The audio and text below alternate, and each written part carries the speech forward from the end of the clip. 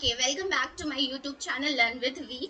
तो हम पढ़ रहे थे social science history chapter number 1 French revolution.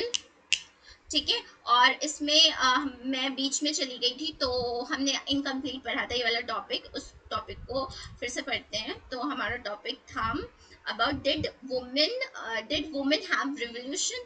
तो वुमेन्स ने वुमेन्स के बारे में पढ़ रहे थे।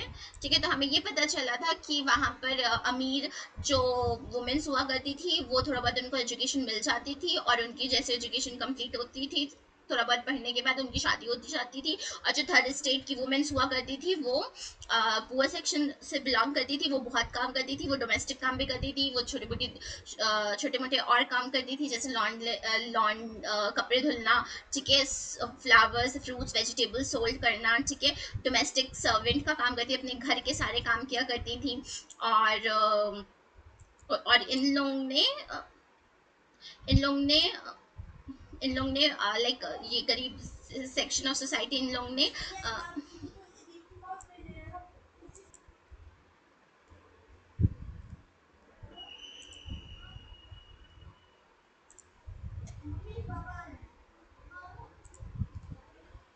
ओके सो जो गरीब सेक्शन ऑफ सोसाइटी की जो वुमेन बिलोंग करती थी, इन लोग ने इन लोग ने अपने खुद के क्लब्स बनाए थे। Over the period of time इनके 60 वुमेन्स क्लब हुआ करते थे।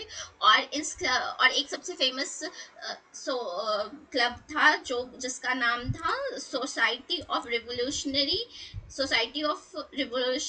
And Republic women. ठीक है। ये एक नाम था। फिर उसके बाद हम देखते हैं कि one of their main demand was the women enjoy some political rights. एक political rights one of their main demands, वो उनकी सबसे अहम इम्पॉर्टेंट डिमांड यही थी कि वो पॉलिटिकल राइट्स को एंजॉय करें जैसे कि मेन एंजॉय करते हैं। ठीक है। Women's were disappointed that constitution of.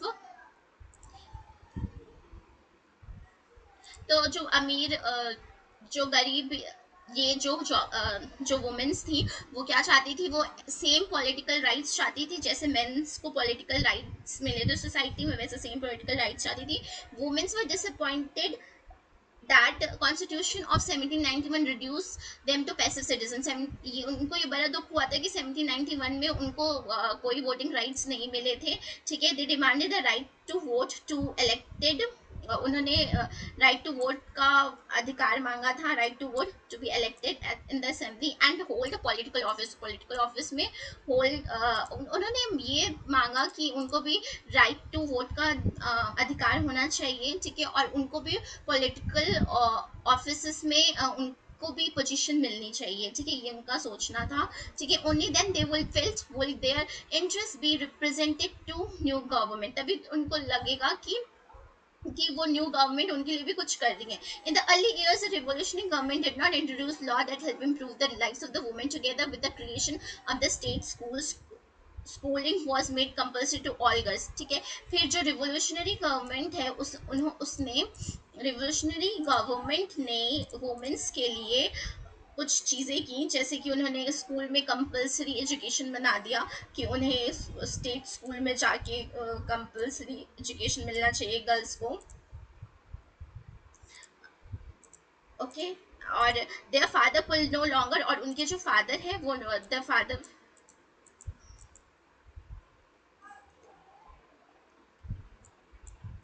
Father will no longer force him to marry against their will. और जो फादर है वो अब फोर्स नहीं करेंगे कि उनको जल्दी शादी करनी चाहिए या फिर फादर के हिसाब से शादी करनी चाहिए। अब लव मैरिज को भी इम्पोर्टेंस मिल रही थी और वुमेन्स भी अपने पसंद के इंसानों से शादी कर सकती, इंसान लाइक मेन से शादी कर सकती। Marriage was made a contract.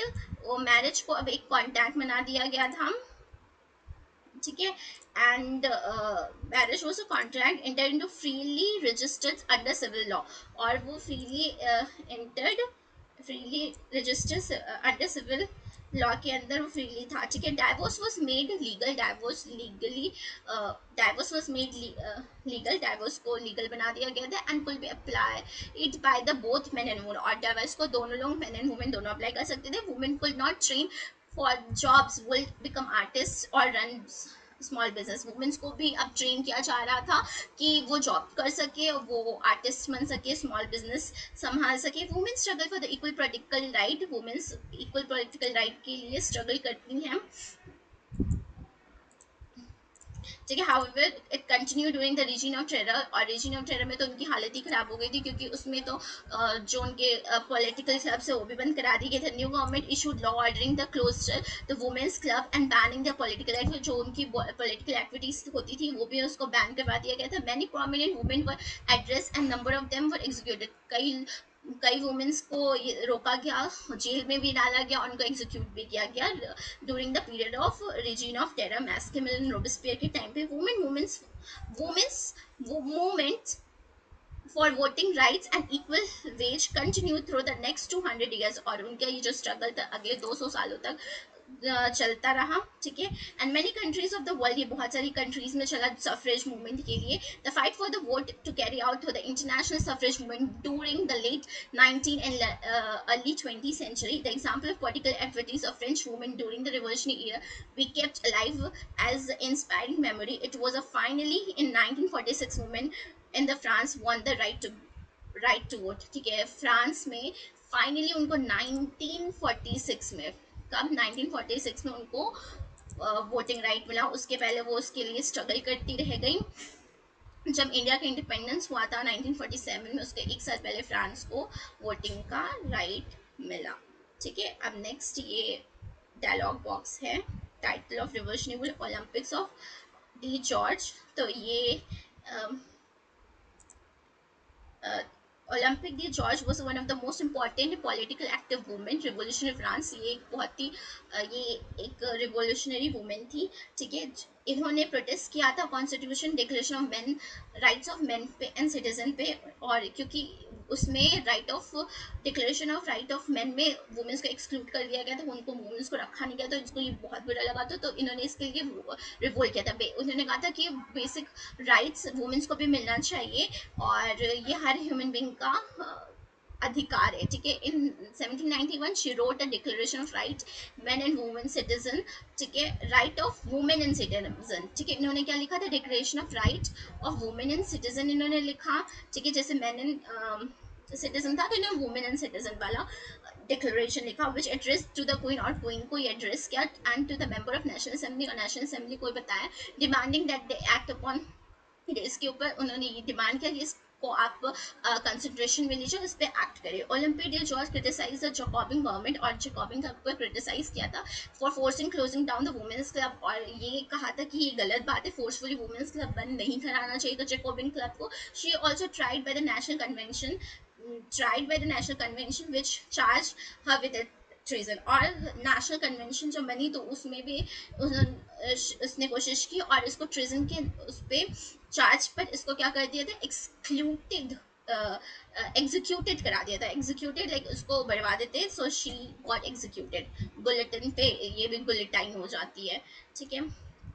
तो ये आपको ये नाम याद रखना है, ओलंपी डी जॉर्ज। इन्होंने वुमेन्स के लिए declaration of right in women's and citizen बनाया था, जो कि क्वीन को एड्रेस किया था, और जैकोबिन क्लब ने इसको एड्रेस किया था, और जैकोबिन क्लब एड्रेस किया था कि आपने ये गलत किया जो वुमेन्स क्लब को बंद कर दिया।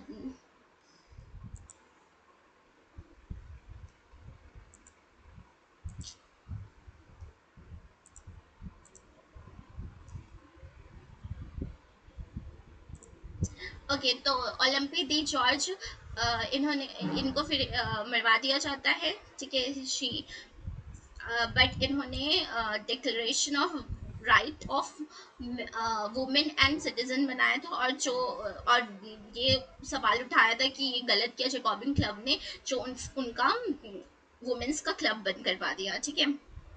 फिर उसके बाद आ जाइए, हमारा नेक्स्ट टॉपिक है the abolition of slavery. Abolition of slavery से पहले हम थोड़ा सा रिवाइज कर लेते हैं, ठीक है। Did women have a revolution, ठीक है। तो दो तरह की वुमेन्स होती थी, रिच एंड पुअर। रिच वाली क्या होती थी, एजुकेटेड, ठीक है, एंड एजुकेटेड होती थी, और ये कॉन्वेंट स्कूल में पढ़ी होती थी, लेकिन ये अनएम्प्लॉयड होती थी, कोई काम वाम नहीं करती थी, ना घर के काम करती थी ना बाहर के काम करती थी, ठीक है। इनकी जल्दी शादी कर दी जाती थी, ठीक है, इनके पास कोई काम नहीं होता था। पुअर जो होती थी वो अनएजुकेटेड होती थी, उनको कॉन्वेंट स्कूल में पढ़ना अलाउड नहीं होता है, वो एजुकेशन भी नहीं मिलती इनको, लेकिन ये एम्प्लॉयड होती हैं। ये कौन से काम करती हैं, जैसे laundry, sold flower fruits vegetable, ये सब फ्लावर वेजिटेबल फ्रूट्स ये सब बेचना, और डोमेस्टिक सर्वेंट के काम। इनके पास कोई प्रॉपर जॉब ट्रेनिंग नहीं होती है, ठीक है। ये हाउस का भी ख्याल रखती हैं, और आउट बाहर का काम भी करती हैं, ठीक है। ये फैमिली को का भी देखभाल रखती हैं, घर के सारे काम करती हैं, जैसे खाना बनाना, ब्रेड में खड़े ब्रेड लाइन में खड़े होकर ब्रेड लेना, ठीक है, शॉप्स पे अपने बच्चों को देखना, छोटे बच्चों को देखना, ठीक है। इनकी जो वेज होती है, जो काम करती है वो मेन से कम होती है, ठीक है। इनको वही काम भी करेंगे जो मेन कर रहे हैं, बट इनको वेजेस क्या में होगी, वेजेस इनको कम मिलती है। Okay, so society and revolutionary of republic women, ये society revolutionary of republic women, ये क्या था, ये ये एक क्लब था, वुमेन्स क्लब, ठीक है। ये डिमांड करता है सेम पॉलिटिकल राइट्स हमें मिलने चाहिए, जैसे मेंस को मिलते हैं वैसे सेम पॉलिटिकल राइट हमें भी मिलना चाहिए, वुमेन्स का ये कहना था, ठीक है। फिर उसके बाद एक क्वेश्चन है कि रिवोल्यूशनरी गवर्नमेंट कौन सी गवर्नमेंट होती है, revolutionary government over the period of time कौन सी थी। तो रिवोल्यूशनरी गवर्नमेंट वही थी जो संघर्ष में थी, जो रिवॉल्व कर रही थी, जो रिवोल्यूशनरी टाइम पीरियड पे थी। तो पहले नेशनल असेंबली थी रिवोल्यूशनरी गवर्नमेंट 1789 से लेकर 1791 तक, ठीक है। इसने क्या किया था, ये किसने बनाया था, form by commoners, third state के कॉमनर्स ने मिलकर बनाया था, और इन्होंने क्या किया था, कॉन्स्टिट्यूशन मोनार्ची बनाई थी, ठीक है। फिर बाद में रिवोल्यूशन गवर्नमेंट लेजिस्लेटिव असेंबली में बदल जाती है 1791 से 1792 तक, ठीक है। फिर ये replaced by national assembly, national assembly replace कर देती है। ये वॉर फेस करती है और इंटरनल डिवीजन फेस करती है। फिर इसके बाद ये कहलाती है नेशनल कन्वेंशन इन 1792 से 1795 तक, ठीक है। इसने क्या किया था, मोनार्ची को अबॉलिश कर दिया था, और डिक्लेयर कर दिया था कि फ्रांस क्या है, एक रिपब्लिक है, ठीक है। ओवरसी द इसने क्या देखा था, रीजन ऑफ टेरर देखा इसी, और फिर इसके बाद कमिटी ऑफ पब्लिक सेफ्टी 1793 से 1794 तक, ठीक है। इसमें नेशनल कन्वेंशन इसका पार्ट था, led by Robespierre during the reign of terror, held a discretionary power to protect the revolutionary, okay. फिर डायरेक्टरी आती है 1795 से लेकर 1799 तक, इसमें 5 मेंबर्स होते हैं कमिटी के, ठीक है। इसमें यहाँ पे ये करप्शन और इंस्टेबिलिटी को देखती है, और यहाँ पे अंत में नेपोलियन क्या होता है, बाजी मार ले जाता है, ठीक है। ओके, देन इसके बाद हम slavery, yeah, okay. The summary. Okay. The revolutionary government include the National Assembly, Legislative Assembly, National Convention, Committee of Public Safety, and Directory. The period saw the end of the monarchy, establishment of republic, and significant political and social upheaval. ठीक है, तो revolutionary government ने देखा था कि कैसे मोनार्चीज खत्म होती है और कैसे कॉमन पीपल कॉन्स्टिट्यूशन को लेके आते हैं, ठीक है। फिर इसके बाद पढ़ेंगे हम लोग slavery, abolition of slavery, right, ठीक है। One of the most revolutionary reforms of the Jacobian regime was,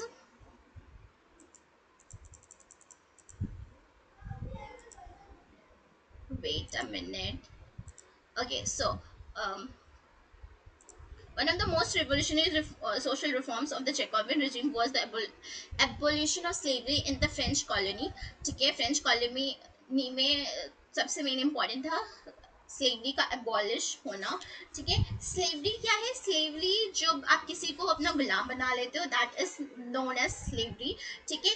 और इसको ऐसे कह सकते हैं, the discrimination custom in Europe in which black people were treated as a slave, इसमें ब्लैक पीपल कैसे ट्रीट होते थे, एज अ स्लेव ट्रीट किया जाता था, ठीक है। French colony, the colonies in the Caribbean, Caribbean, Martinique, Guadeloupe, and Saint Domingue were important suppliers of commodities such as tobacco, indigo, sugar, and coffee.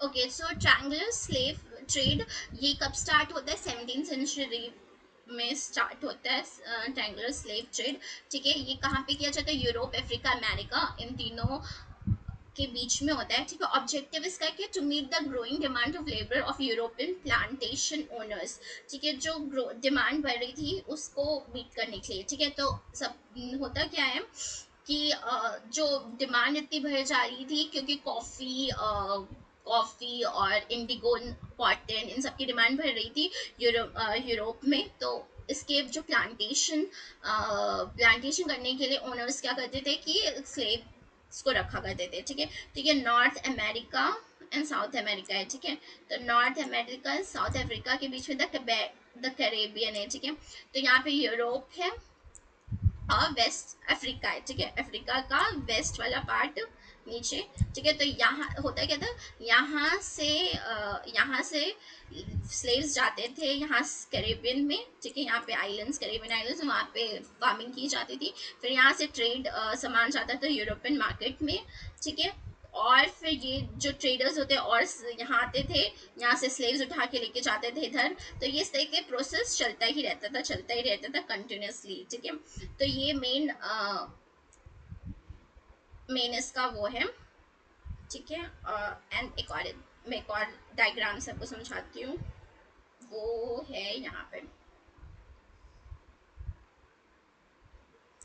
ठीक है सो यूरोप है ठीक है ये ट्रायंगुलर शेप इसको ट्रायंगुलर शेप क्यों बोलते हैं क्योंकि यूरोप है यूरोप एंड अफ्रीका तो यूरोप एक पावरफुल कंट्री है तो इस ये क्या करते थे इस ये यहाँ से जहाज भेजता था अफ्रीका अफ्रीका से स्लेव्स को लेके वो कॉलोनीज पे जाते थे अमेरिका इंडिया के कॉलोनीज जो कॉलोनीज जैसे कि अमेरिका है इंडिया इन सब में क्या होता है इंडिया को नहीं बट अमेरिका में ठीक है इन जो कॉलोनीज होती थी वहां पे वो जाते थे और इन स्लेव्स को लेके जाते थे फिर वहां पे उनसे खेती करवाते थे फिर जितना भी यूरोपियन कंस्ट्रक्टर्स जो हैं वो सारा फिर सामान लेके जाएंगे फिर यूरोप लेके जाते थे सारा प्रॉफिट मनी सब जाता रहता था ठीक है यूरोप के दो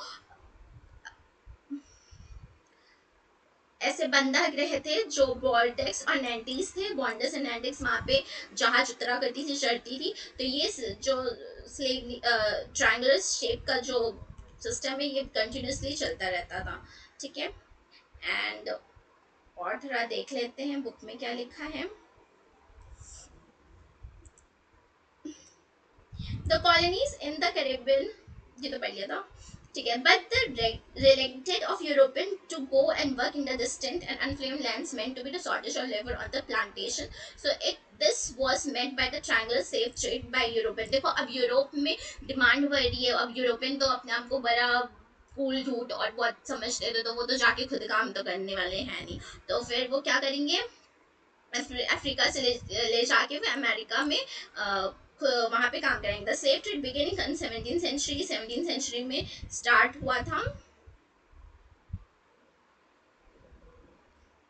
वेट ये कहाँ चला गया हाँ 17th सेंचुरी में स्टार्ट हुआ था and French merchants sail from the ports of Bordeaux and Nantes से पोर्ट से वो सेल करके अफ्रीका के कोस्ट पर जाते थे and they brought the slaves from the local chieftains और वो लोकल चीफ्टेंस से खरीद के स्लेव्स को फिर वो उनको बंद करके शिप्स पे उनको ले जाया करते थे एक साथ एकदम बहुत बुरी तरीके से बेड़ियां लगा के बंद करके उनको शिप के टैंक में भर के लेके जाते थे and they were slaves were tightly packed into ships for the 3 month long voyage across the Atlantic to the Caribbean और वो कैरेबियन तक ले जाते थे they there they were sold to the plantation owner और वहाँ पे वो plantation owner को उन्हें बेच दिया करते थे the exploitation of the slave labor made it possible to meet the growing demand of Europe जो ये slaves पे exploitation हो रहा है वही उसकी वजह से ही एक्सप्लॉयटेशन जो एक्सप्लॉयटेशन हो रहा है बिकॉज ये क्योंकि ये एक्सप्लॉयटेशन इसी वजह से हो रहा था क्योंकि डिमांड फ्रांस में